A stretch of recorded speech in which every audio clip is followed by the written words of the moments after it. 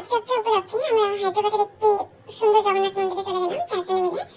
আমি, আমার কাজিন, তার হাজবেন্ড এবং আমার হাজবেন্ড চারজনে মিলে আমরা খুব সুন্দর একটি জগন্নাথ মন্দিরে আজ দর্শন করলাম।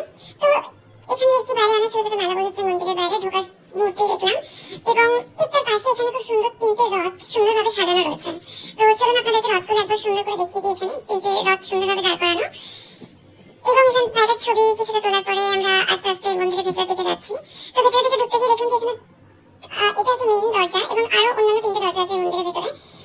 মন্দিরটি অসম্ভব সুন্দর, এবং মন্দিরের যে সুন্দর সুন্দর এত কাজ, মানে অত্যন্ত সুন্দর। যে যারা আছেন সে না দেখে বুঝতে পারবেন না। তো অবশ্যই আপনাদেরকে রেকমেন্ড করবো একবার মন্দিরটা ভিজিট করার জন্য। তো যাই হোক না কেন, এখানে আমার কাজিন আরতি করছিল, করার পরে আমিও এখানে একটুখানি আরতি করলাম ঠাকুরের সামনে। যেহেতু কিছু কিছু জায়গায় মন্দিরের ভেতরে ছবি তোলা বা ভিডিও তোলাটা নিষেধ ছিল, সেই কারণে জন্য আমরা মন্দিরের ভেতরে বা এই মন্দির সংলগ্ন আরো ছোট ছোট চারদিকে যে মন্দির আছে কোনোটাতে ভিডিও করতে পারিনি। তো যতটা পেরেছি আমরা মন্দিরের বাইরে থেকে ভিডিও করেছি। তো তারপরে আমরা ছোট ছোট এখানে ক্লিপ নিয়েছি ফটো তোলার জন্য। তো খুব সুন্দর ছোট্ট রথ সাজানো ছিল। এখানে ভগবদ গীতার একটা সুন্দর এখানে একটা স্থাপন ছিল, এবং আমরা একটু পিকচার নিয়ে, যাই হোক এখানেই শেষ করলাম ব্লগটা, এবং আমরা সেই সব ছবি নিয়ে আমরা এখন আস্তে আস্তে বাড়ির দিকে যাওয়ার জন্য রওনা দিচ্ছি। তো চলো সবাইকে এখানে গুড নাইট জানাচ্ছি, এবং আমরা আস্তে আস্তে বাড়ির দিকে যাই।